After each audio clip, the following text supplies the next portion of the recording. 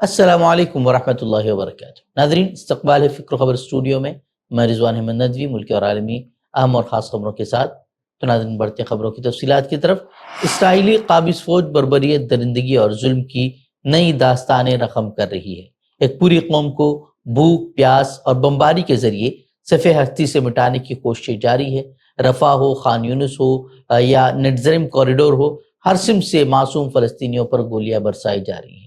30 سے زائد لوگ امدادی مراکز پر مارے جا چکے ہیں۔ کل ہی ہم نے اس تعلق سے خبر آپ کے سامنے رکھی تھی، لیکن اب جو ہے اسرائیل اپنے ان جنگی جرائم اور درندگی کو چھپانے کے لیے جعلی ویڈیوز جاری کرنا شروع کر چکا ہے، اور اس کا دعویٰ ہے کہ جو مظلوم بھوکے پیاسے فلسطینی ہیں وہ خود ہی اپنے قتل عام کے ذمہ دار ہیں۔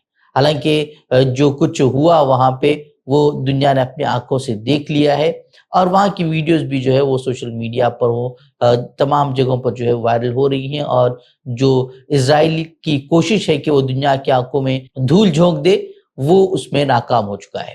اقوام متحدہ ہمیشہ کی طرح صرف زبانی جمع خرچ کر کے اس کی مذمت ہی کر رہا ہے، اور اس کے آگے اب بھی نہیں بڑھ پایا ہے۔ یہ وجہ ہے کہ روز اسرائیل کی ہمت بڑھتی جا رہی ہے۔ اب ایک اور قدم جو ہے آگے بڑھاتے ہوئے اسرائیل نے مقبوضہ مغربی کنارے کی مساجد میں اذان پر پابندی لگانے کا فیصلہ کیا ہے۔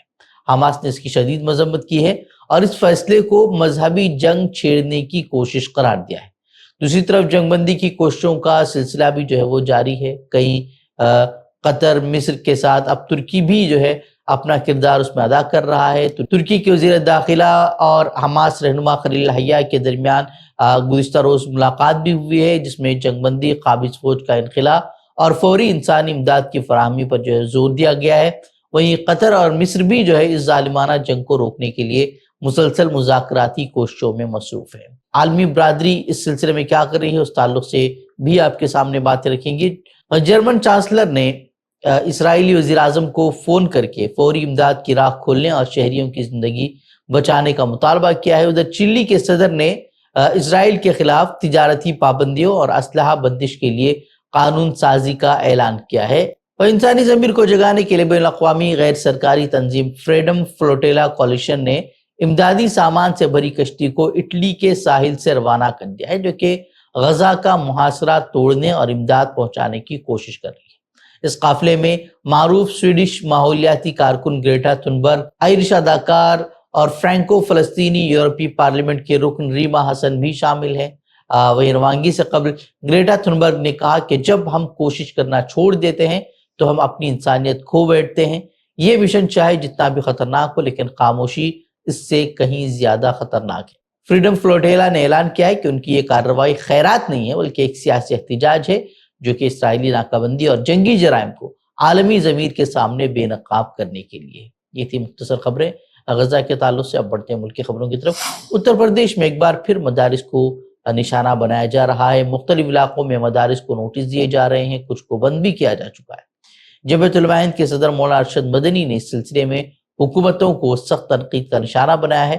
مولانا مدنی کا کہنا ہے کہ پہلے آسام، پھر اتراکھنڈ، اس کے بعد اتر پردیش اور ہریانہ میں مدارس کو نوٹس ملنے لگے ہیں۔ پانی پت سمیت کئی مقامات کو نشانہ بنایا جا رہا ہے۔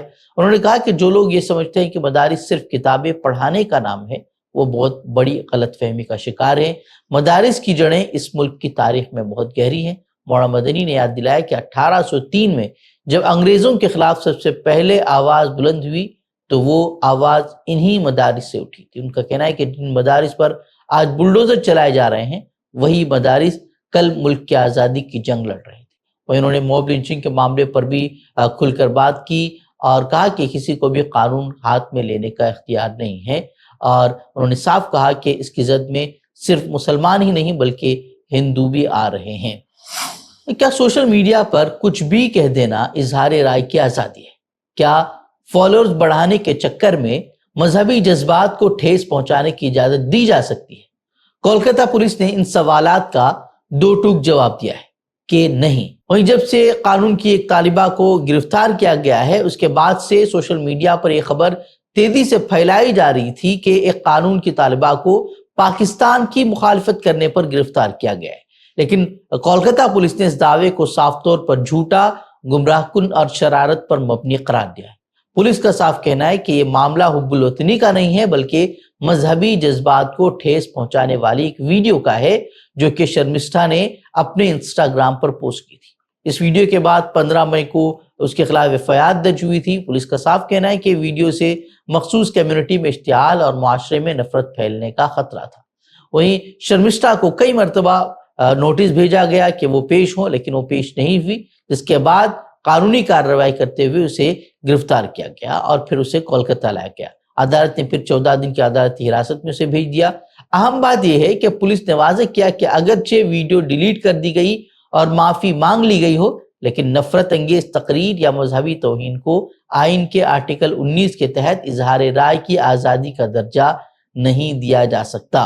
कोलकाता पुलिस ने आवाम से भी अपील की है कि बगैर तस्दीक के सोशल मीडिया पर झूठी खबरें न फैलाएं और सबको याद रखना चाहिए कि कोलकाता पुलिस ने साफ कर दिया है कि इजहार राय का मतलब आजाद जबान नहीं है बल्कि जिम्मेदार जबान है और लाइक्स या फॉलोअर्स के लिए किसी के मजहब, अकीदे या शख्सियत की तौहीन आजादी नहीं बल्कि जुर्म है और जुर्म की सजा मिलती है।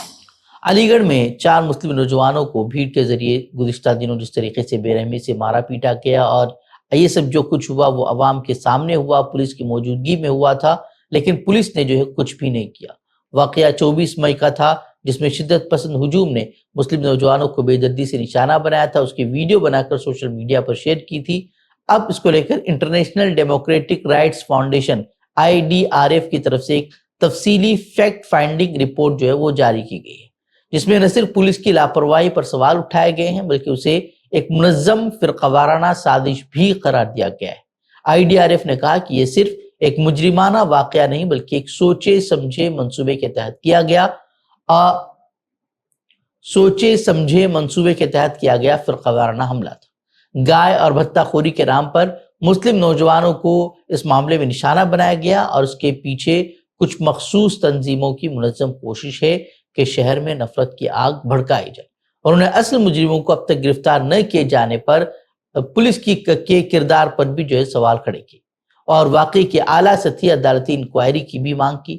उन्होंने कहा कि तमाम मुलजिमान को फौरी तौर पर गिरफ्तार किया जाए, मुतासिरीन को मुनासिब तहफ़्फ़ुज़ फराहम किया जाए और उनको मुआवजा भी दिया जाए और फिरकावाराना तशद्दुद फैलाने वाली तंजीमों के खिलाफ सख्त से सख्त कार्रवाई की जाए।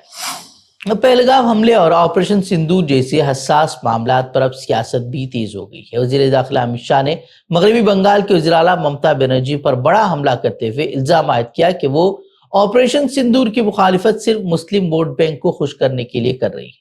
अमित शाह मगरबी बंगाल के दौरे पर हैं, जहां उन्होंने अवामी इजलास में ये कह दिया कि दीदी को ऑपरेशन सिंदूर से पेट में दर्द हो रहा है। उन्होंने ये भी कहा कि पहलगाम हमले के वक्त ममता बनर्जी खामोश थी और अब वो कौमी मफाद के खिलाफ बोल रही हैं। आपको याद होना चाहिए कि गुज़िश्ता दिनों अब बीजेपी की तरफ से ऑपरेशन सिंदूर के बाद घर घर खवातीन को सिंदूर बांटने की खबर सामने आने के बाद ममता बनर्जी ने वज़ीर आज़म मोदी पर हमला करते हुए कहा था कि जो अपने घर वाली को सिंदूर न दे सके वो दूसरों को आखिर क्यों सिंदूर बांट रहा है। वही जो अमित शाह ने कल बयान दिया उसको लेकर तृणमूल कांग्रेस ने पलटवार किया है।